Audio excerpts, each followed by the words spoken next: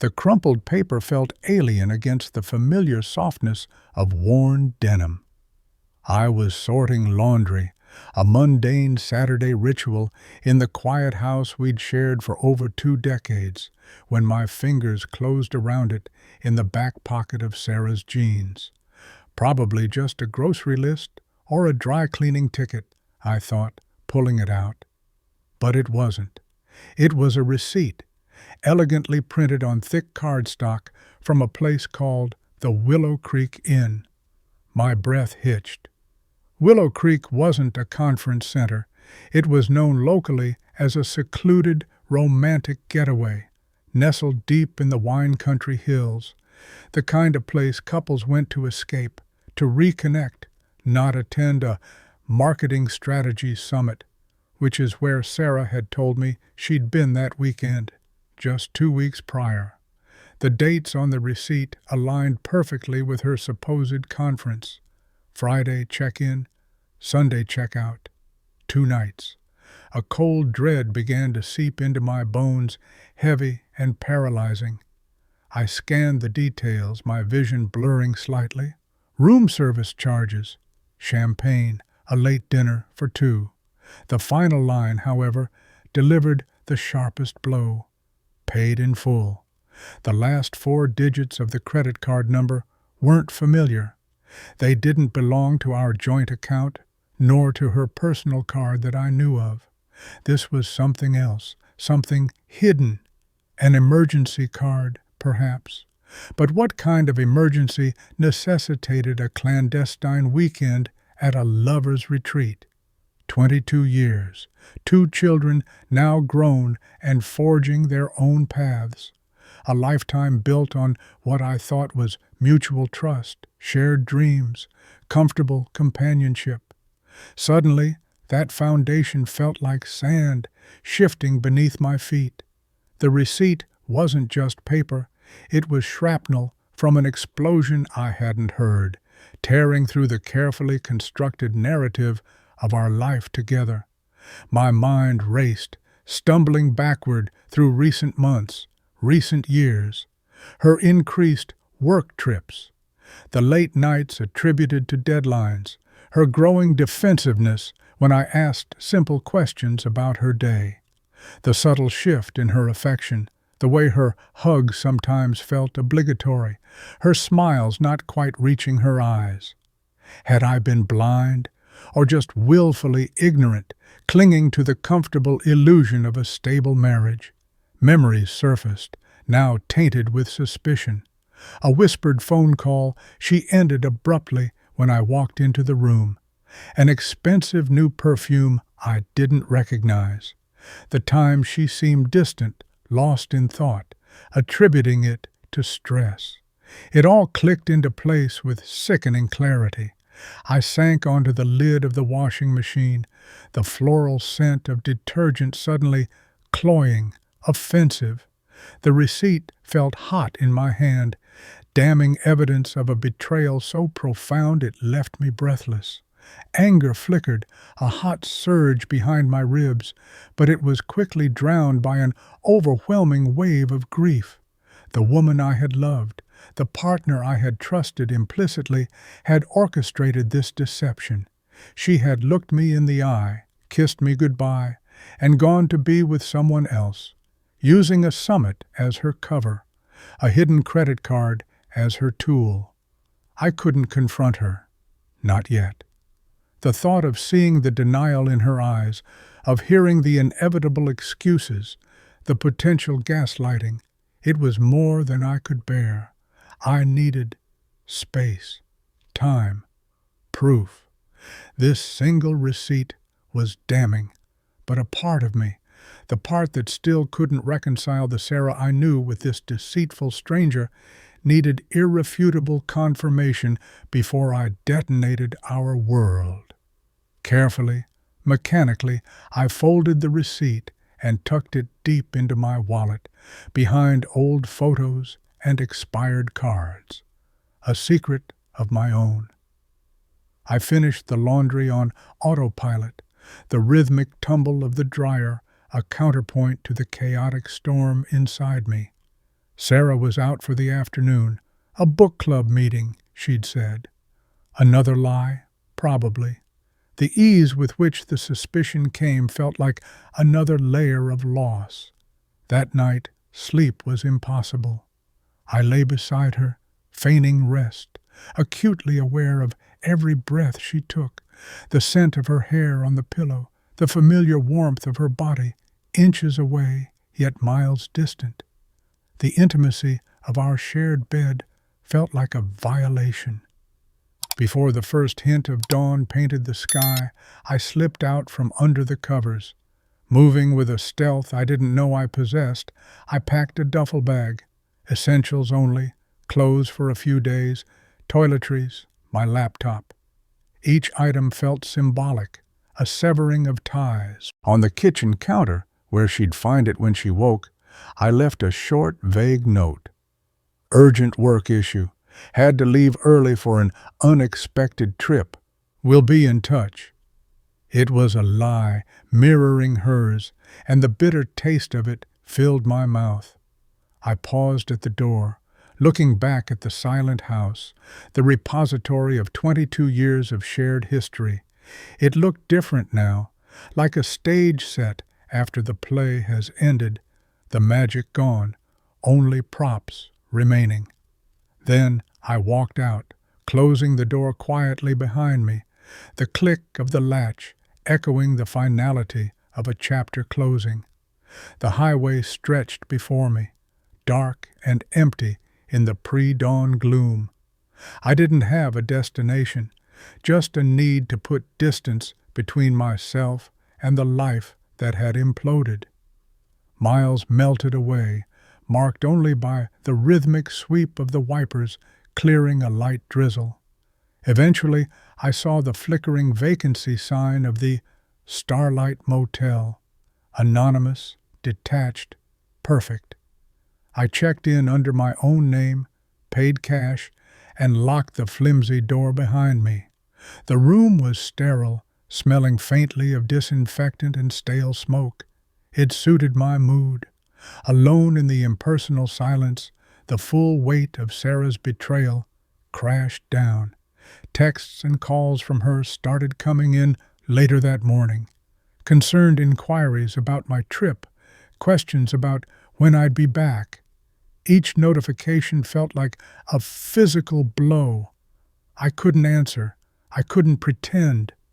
I silenced the phone, letting the screen go dark. Staring at the cheap, water-stained ceiling, I knew I couldn't rely on just the receipt. I needed certainty. I needed facts, unvarnished and cold, before I took the next step. Pulling out my laptop, I bypassed the urge to look up divorce statistics or articles on infidelity. Instead, I searched for private investigators, discretion assured. The name Harris Investigations surfaced, well-reviewed, emphasizing confidentiality. I took a deep breath and made the call. Mr. Harris answered himself, his voice calm and professional. I explained my situation briefly, clinically, omitting the raw emotion churning inside me. I needed confirmation of my wife's whereabouts 2 weekends ago, specifically checking against the Marketing Strategies Summit hotel registry and cross-referencing with the Willow Creek Inn. I gave him Sarah's name, the dates, the locations, and the details from the receipt, including the name used for the hidden credit card, hoping it might yield something. He listened patiently, asked clarifying questions, quoted his fee, and assured me of complete discretion. He promised results within 48 hours. The next 2 days were spent in a haze of motel coffee, restless pacing, and staring blankly at daytime television. I ignored Sarah's increasingly frequent calls and texts, each unanswered message a brick in the wall I was building around myself. The silence felt necessary, a shield against the pain, and the inevitable confrontation I wasn't ready for. Late Tuesday afternoon, the email arrived. Subject: Harris Investigations, Report P. Carter. My heart hammered against my ribs as I clicked it open. The report was concise, factual, and utterly devastating. Sarah had never registered at the hotel hosting the Marketing Strategies Summit. There was no record of her attendance at any conference events. However, guest records confirmed a 2-night stay at the Willow Creek Inn for the dates in question. The room, a secluded suite with a private balcony, was booked under the name David Reed. Security footage, though grainy, confirmed Sarah entering and exiting the inn multiple times during that weekend, accompanied by an unidentified man matching the description of the guest registered as Reed. The hidden credit card used for the booking was traced back to an account opened 6 months prior, under Sarah's name alone, with statements mailed to a P.O. box. There it was, cold, hard, undeniable proof. No more room for doubt, no refuge in denial. The vague image of David Reed solidified the abstract betrayal into a concrete reality. Sarah hadn't just lied, she had meticulously planned her deception, securing secret funds, inventing conferences, choosing romantic locales for her trysts. The depth of the premeditation was staggering. The last vestiges of hope for reconciliation evaporated. The grief remained, a dull ache deep in my chest, but it was now overlaid with a chilling clarity. Confronting Sarah felt pointless now, redundant. What could she say? What explanation could possibly mend this chasm? The trust, the bedrock of our marriage, was irrevocably shattered. My path forward wasn't through tearful recriminations or desperate attempts to salvage the unsalvageable. It was through decisive, protective action. My next call wouldn't be to Sarah, it would be to a lawyer. Back on the laptop, my search terms changed. Top divorce attorneys, asset protection, infidelity, legal implications. I spent hours researching, reading reviews, looking for someone experienced, sharp, and known for handling complex, high-asset divorces with discretion. One name kept appearing: Eleanor Vance. Her firm specialized in family law, with Eleanor herself noted for her strategic thinking and no-nonsense approach. It felt right. Steeling myself, I dialed her office number. The receptionist was polite and efficient. I requested a consultation with Ms. Vance regarding a potential divorce matter. An appointment was scheduled for the following afternoon. Hanging up, I felt a strange sense of calm descend. The emotional tempest hadn't subsided, but now it had a direction, a channel. Taking the receipt from my wallet and printing the investigator's report, I placed them side by side on the motel desk. Tangible proof of an ending and the necessary tools for a new, uncertain beginning. Eleanor Vance's office was the antithesis of the Starlight Motel, tasteful, quiet, exuding competence. Floor-to-ceiling windows overlooked the city, but the heavy oak desk and leather chairs grounded the space. Eleanor herself was composed, her sharp eyes missing nothing as she invited me to sit. She listened intently as I recounted the story, starting with the mundane act of sorting laundry and the discovery of the receipt, moving through my panicked escape, the hiring of the investigator, and the cold, hard facts laid out in his report. I pushed the receipt and the printed email across the desk.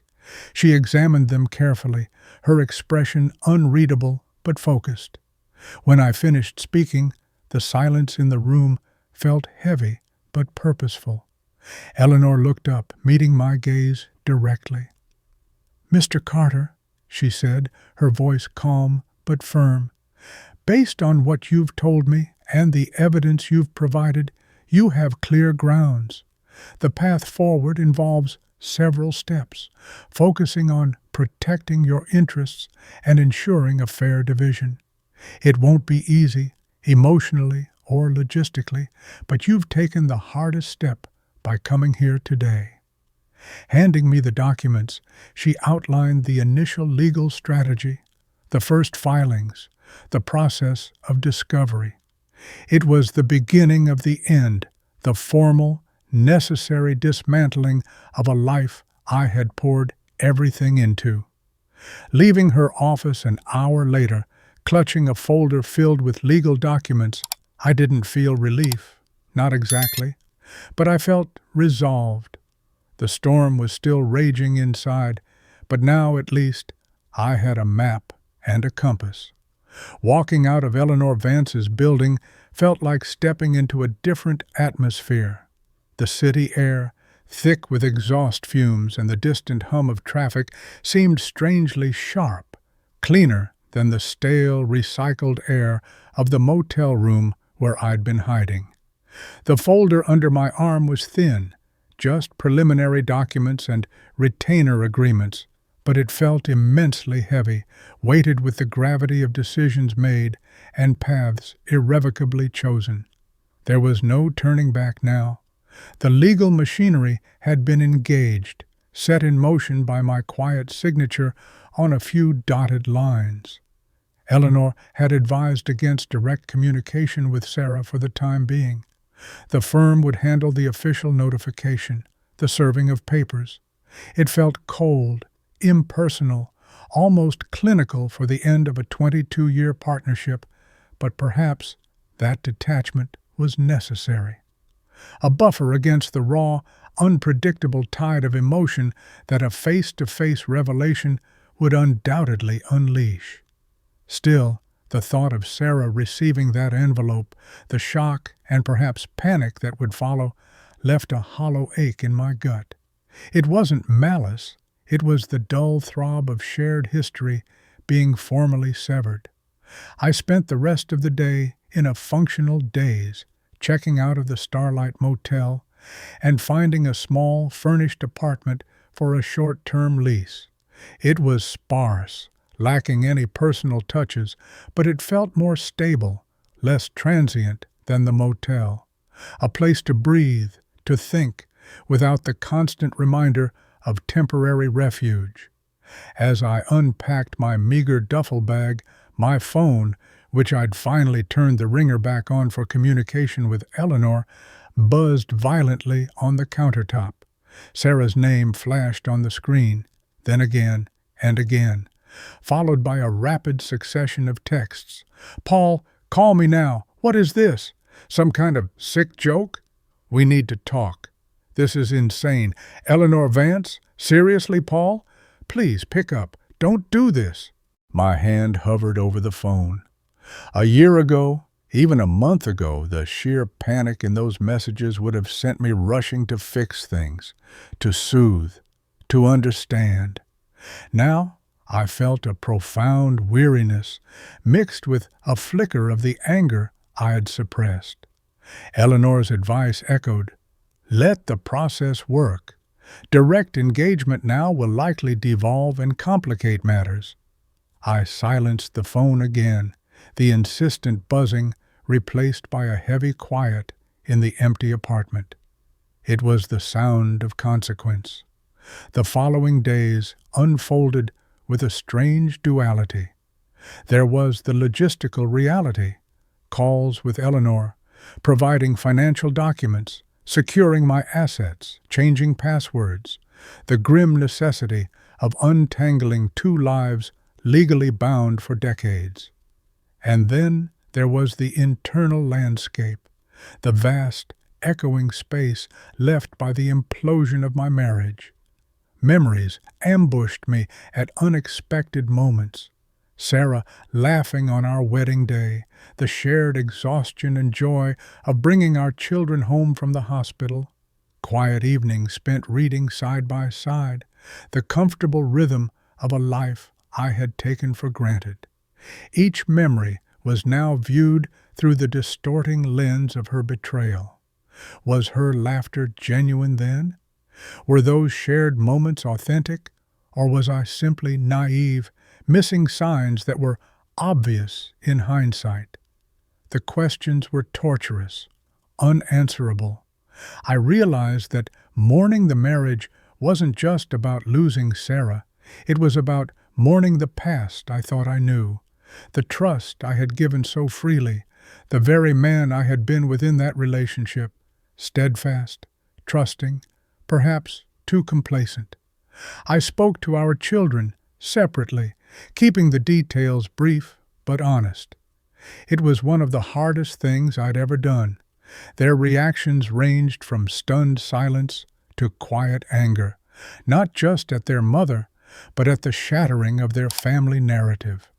I reassured them of my love, emphasized that this was between their mother and me, but I knew the wounds were deep, the fallout unavoidable. One evening, staring out the apartment window at the anonymous city lights below, a profound sense of loneliness washed over me. It wasn't just the physical solitude, it was the isolation of navigating this grief largely unseen.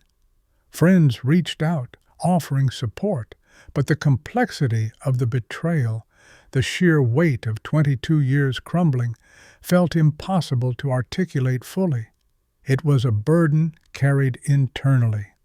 Yet, amidst the pain, something else began to stir, a nascent sense of agency. For years, my life had revolved around the we, our plans, our home, our future. Now, there was only I. What did I want? Where did I see myself going? The questions were daunting, the future a terrifying blank slate, but they also held a flicker of possibility.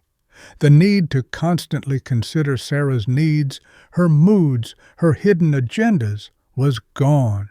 The energy I had poured into sustaining a relationship riddled with deceit could now be redirected. I started small, took long walks without a destination, rediscovered old hobbies I'd let slide. Sketching, reading history books Sarah had always found dull. Simple acts of self-reclaiming. It wasn't a cure, but it was movement. One Saturday morning, holding a warm cup of coffee, I looked around the small apartment. It wasn't home, not yet, but it was mine, a space defined solely by my presence, my choices. The legal battle ahead would be arduous, the emotional healing a long and winding road. Sarah's betrayal would always be a part of my story, a deep scar etched onto my past. But standing there, in the quiet solitude, I realized it no longer defined my present. The initial shockwave had passed. I had survived the impact, gathered the fragments of proof, sought counsel, and taken the first painful steps toward severing the ties that bound me to a lie. The path forward was uncertain, shrouded in mist, but for the first time since finding that crumpled receipt in a laundry basket, I felt like I was the one holding the map. The pain was real, the loss profound, but so was the quiet, emerging strength of knowing I would navigate what came next on my own terms. The months that followed were a blur of legal correspondence and quiet solitude. Communication with Sarah happened exclusively through our respective attorneys, Eleanor handling my side with cool efficiency. There were motions filed, financial disclosures exchanged, preliminary settlement offers proposed and rejected. Each email update from Eleanor felt like another small incision, necessary for the surgery, but leaving a scar nonetheless. I learned through the legal back and forth that David Reed had vanished from Sarah's life almost immediately after the scandal of her affair inadvertently became public knowledge through the P.O. Box discovery during the divorce filings, a predictable cowardice that offered me no satisfaction, only a weary confirmation of the kind of man she had chosen. Sarah, cut off from direct communication with me, apparently tried other avenues. Mutual friends awkwardly relayed messages, vague pleas for understanding or second chances, which I politely deflected. Occasionally, a text message would slip through before I could reinforce the block. Short bursts of anger, blame, or sometimes raw despair. You threw away 22 years. Don't I deserve a chance to explain? I'm losing everything. I read them, sometimes allowing a pang of pity, but never responding. Explanations wouldn't change the facts. Regret couldn't rebuild the shattered trust. Her consequences were hers alone to bear, just as mine were mine. My internal landscape continued to shift.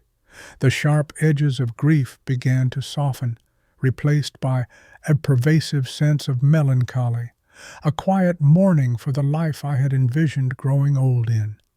It wasn't just Sarah I missed. It was the shared language of a long marriage, the inside jokes, the comfortable silences, the assumption of a permanent partner navigating life's complexities alongside me. That future was gone. Accepting its absence was a daily practice, some days easier than others. I found unexpected solace in routine, waking early, brewing coffee, reading the news. Work provided structure, a necessary distraction where my competence was still valued, untouched by the chaos in my personal life. Evenings were quiet. I started sketching again, filling pads with tentative lines, landscapes recalled from memory, abstract shapes reflecting my internal state. It wasn't about creating masterpieces, it was about the focus, the translation of feeling into form, a quiet conversation with myself. One crisp autumn afternoon, needing to escape the confines of the apartment, I found myself walking through a large city park. Fallen leaves crunched underfoot, painting the ground in hues of gold and crimson. Families strolled by, couples held hands, joggers traced familiar paths. Life, in all its ordinary beauty and complexity, continued around me, indifferent to my personal turmoil. I sat on a bench near a pond, watching ducks glide across the water, their movements effortless, serene. For months, my world had been dominated by the betrayal, the legal wrangling, the emotional fallout. It had consumed my thoughts, colored my perceptions, but sitting there, amidst the gentle normalcy of the park, I felt a subtle shift. The pain hadn't vanished, but it no longer felt all-encompassing. It was a part of my landscape, yes, but not the entire landscape. There was room for other things now. The warmth of the weak afternoon sun, the vibrant colors of the leaves, the simple peace of observing the world without expectation. I thought about Sarah, not with anger, but with a profound sense of distance. She was a chapter concluded, a story whose ending had been written by her choices. Forgiving her felt less like an act directed at her, and more like a necessary release for myself. Letting go of the bitterness that corroded my own peace. Whether she deserved forgiveness was irrelevant. I deserved not to be anchored to resentment. The divorce wasn't finalized yet. There were still details to iron out, agreements to reach. But the outcome felt certain, the emotional separation already complete. The future remained uncertain, a path still largely obscured. Yet, for the first time since that devastating discovery in the laundry room, the uncertainty didn't feel terrifying. It felt open. Possibility resided there, quiet and unassuming. A cool breeze rustled the leaves overhead. I took a deep breath, the crisp air filling my lungs. I was alone, fundamentally so in a way I hadn't been in over 2 decades. But sitting on that park bench, I didn't feel broken. Scarred, yes. Changed, undoubtedly. But whole. The foundation of my marriage had crumbled, but my own foundation, the one built on resilience and a quiet determination to heal, remained. The journey ahead was mine alone to navigate, and though the path wasn't clear, I finally felt ready to walk it.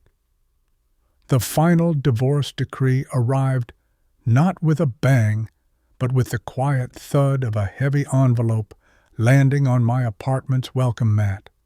Signing the last papers with Eleanor a few days prior had felt anticlimactic, a necessary formality after months of emotional heavy lifting. Holding the official document, stamped and sealed, felt strangely similar. Less a moment of triumph or sorrow, and more like receiving a certificate confirming a long-completed course of study. The subject had been loss, resilience, and the painful reconstruction of a life. Life settled into a new rhythm, quieter than before, but steady. I continued my walks in the park. Sketching became a more regular practice, the lines on the paper growing bolder, more confident, mirroring some internal shift. Work absorbed my days, providing not just distraction, but a sense of purpose, a domain where my skills and efforts yielded tangible, predictable results. The apartment started to feel less like a temporary shelter and more like a space I inhabited fully, decorated now with my sketches, filled with the scent of coffee and the quiet company of my own thoughts. I saw my children regularly. The initial shock had subsided for them too, replaced by a cautious navigation of this new family structure. We were finding our way, building different kinds of connections, separate from the unit that had once defined us. There were difficult conversations, moments of sadness, but also laughter and shared meals, threads of continuity woven into the changed fabric of our lives. I knew Sarah saw them too, and while I didn't pry, I hoped, for their sake, that she was finding some path toward accountability and peace. Her choices had cost her dearly, but animosity felt like wasted energy, a poison I refused to keep drinking. One evening, sorting through a box of old belongings I'd retrieved from storage, I came across a photograph album from the early years of our marriage. There we were, younger, beaming, full of unformed hopes. For a moment, the old ache flared, a phantom limb of grief for the couple we had been, the future we had lost. But I didn't feel the raw devastation that would have crippled me months ago. I could look at the smiling faces, acknowledge the happiness that had existed, without it negating the painful truth of the ending. I closed the album gently, not throwing it away, but placing it back in the box. It was part of my history, a piece of the story that led me here.